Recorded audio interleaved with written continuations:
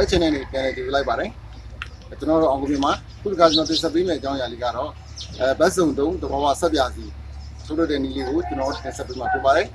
ကျွန်တော်ရဲ့ညီကိုတယောက်ကတောင်းထားတဲ့ကြောင့်မလို့ဒီဗီဒီယိုလေးကိုခုလိုကျွန်တော်တင်ဆက်လိုက်ခြင်းဖြစ်ပါတယ်ဒီနည်းပညာလေးဟာကျွန်တော်တို့ထိုင်းနိုင်ငံရဲ့နည်းပညာလေးဖြစ်ပြီးတော့မှတဘာဝနည်းနဲ့ပြုလုပ်ထားဖြစ်တဲ့ကြောင့်မလို့ကျွန်တော်တို့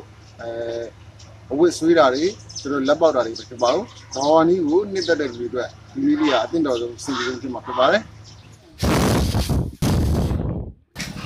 ဒီဘဝင်ပစ္စည်းတွေကတော့ N70 လို့ခေါ်တဲ့ဆက်ပြဖြစ်စေတဲ့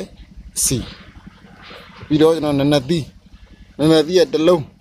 စိမ့်မှဲ့မယ်ရပါတယ်အမဲဆိုရင်ပိုကောင်းပါတယ်ပိုမွေးပါတယ်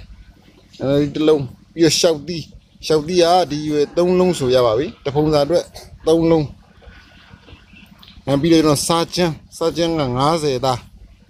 ခဲ့ပါမယ်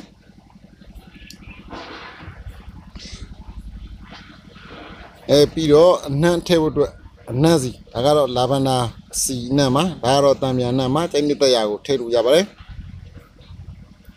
ပြီးတော့နနွင်းကျွန်တော်တို့အယောင်တင်မှုအတွက်တဘာဝအယောင်တင်ဖို့အတွက်နနွင်းမုံဖြစ်ပါတယ်စေရင်ပိုကောင်းပါတယ်ဒီကျွန်တော်တို့ဒီထည့်မဲ့ပစ္စည်းတွေဖြစ်တဲ့နနသီးနဲ့ရှောက်သီးကိုအရင်ဆုံးရေပြောင်းစင်အောင်ဆေးပြီးတော့မှတုံးလေးတွေဖြစ်အောင်ကျွန်တော်တို့ကစိတ်ခွဲပြပါမယ်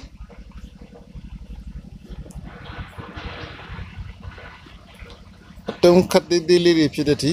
ခွဲပါမယ်အဲ့ဒါကိုကျွန်တော်ဒံဝဲထဲမှာထည့်ပြီးတော့မှပြုတ်မှဖြစ်တဲ့အတွက်ကြောင့်ဒံဝဲထဲထည့်တာဖြစ်ပါတယ်ပြီးတော့ရှောက်သီး3လုံးကိုလည်းဒီလိုပဲခွဲပါမယ်ပြီးတော့ရေဓာတ်17လီတာထည့်ပါမယ်ကျွန်တော်လောမှာကဒီရေဓာတ်17လီတာကိုမီးပေါ်တင်ပြီးတော့မှပြုတ်အောင်ဖြစ်ပါတယ်17လီတာကို9လီတာကျန်အောင်ပြုတ်အောင်ပါဒါတော့ကျွန်တော်နွေးမုံရောင်တင်အတွက်ရောင်အတွက်ထည့်တာဖြစ်ပါတယ်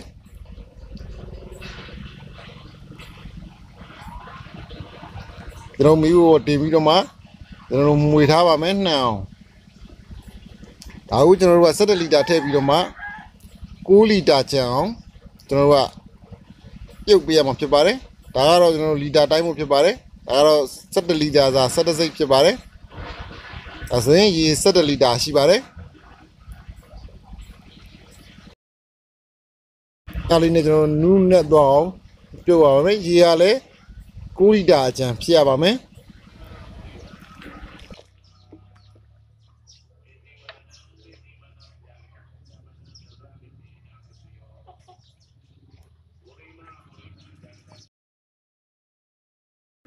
ခုဆိုတော့ကျွန်တော်တို့ရေ2လီတာကြော့သွားပါပြီအခုစိတ်က6စိတ်ပဲကျန်ပါတော့တယ်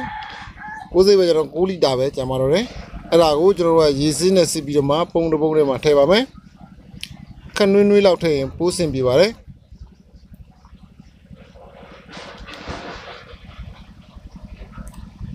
ကျွန်တော်ဖတ်တွေကိုတော့ပြစ်မှာဖြစ်ပါတယ်ခုဆိုရင်တော့ကျွန်တော်တို့ပြုတ်ထားတဲ့ပြုတ်ရေ9လီတာရပါပြီအရင်ဆုံးကျွန်တော်တို့ပုံတစ်ပုံထဲမှာ N70 ဆိုတဲ့ဒီစက်ပြလုံးမဲ့အစီကိုအရင်ဆုံးဖောက်ပြီးထည့်ပါမယ်ဒီကတော့ 1kg ရှိပါတယ်တဖုံစာအတွက် 1kg ထည့်ရတာပါ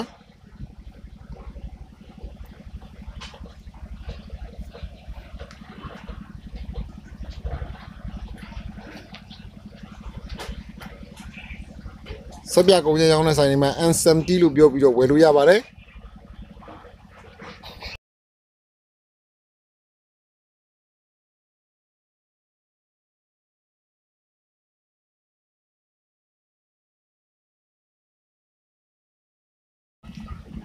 ဒီဓာတ်လေးကိုကျွန်တော်တို့ကရင်စုံ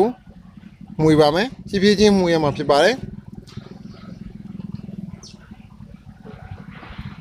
အဓိကကကျွန်တော်တို့စက်ပြစီလှုပ်တဲ့အခါဒီသဘောစက်ပြစီလှုပ်တဲ့အခါမှာ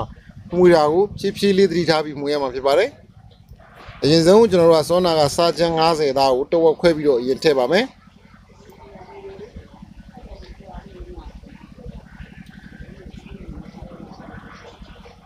ရင်ထည့်ပြီးတော့ကျွန်တော်တို့အဖြူရောင်အနစ်ဖြစ်သွားတဲ့အထိဖြည်းဖြည်းချင်းမှုရပါမယ်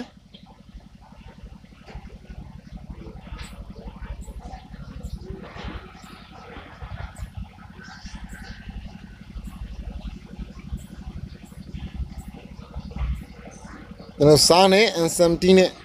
တမသွားပြီဆိုရင်တော့ကျွန်တော်တို့ဖြူအောင်ဖြစ်ပြောင်းသွားပါပြီ အဲ့ကြရင်ကြံတဲ့ဟာကိုထပ်ထည့်ပါမယ်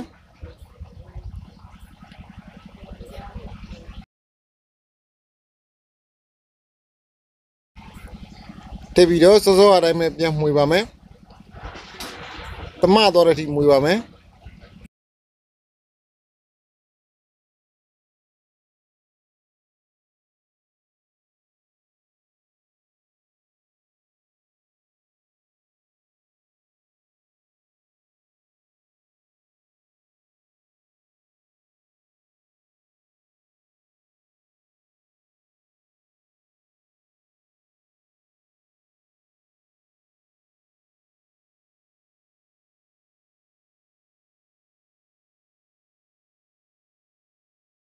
အန်ဆမ်ဒီနဲ့စားနဲ့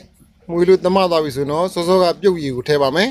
နနသီးနဲ့ရှောက်သီးထည့်ထားတဲ့ပြုတ်ရည်ကိုကျွန်တော်တို့တစ်ခွက်ချင်း1လီတာချင်းဖြည်းဖြည်းချင်းလောင်းပြီးတော့မှထည့်ပါမယ်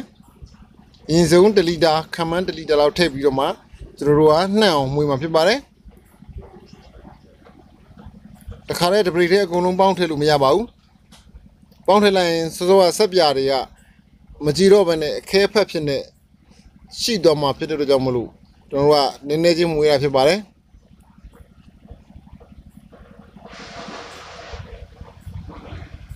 ဖြည်းဖြည်းချင်းမွေးပေးရပါတယ်ညံလုံးရင်အမြုပ်တွေထားပြီးတော့အမြုပ်တက်ရတာခတ်ပါတယ်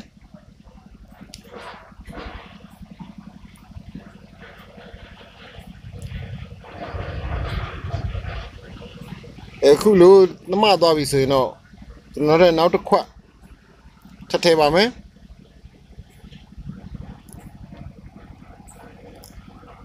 ရှင်းနီးတိုင်းပဲကျွန်တော်တို့တစ်ခွက်ထည့်လိုက်နှံ့အောင်သမအောင်မွေလိုက်တစ်ခွက်ထည့်လိုက်သမအောင်မွေလိုက်နဲ့6လီတာကုန်လေးထိလောမှာဖြစ်ပါတယ်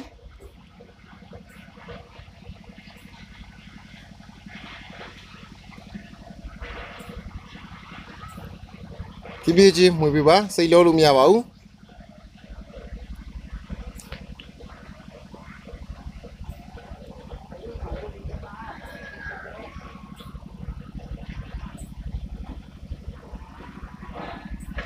6လီတာကုန်သွားပြီဆိုရင်တော့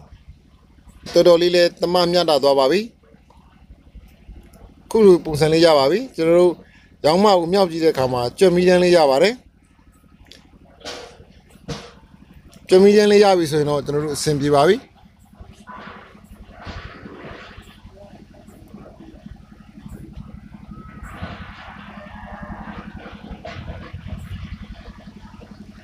နောက်ဆုံးအနေနဲ့ကျွန်တော်တို့အနံ့ထည့်ပါမယ်ကျွန်တော်တို့လာဗန်ဒါအနံ့ထည့်လိုက်ပါတယ်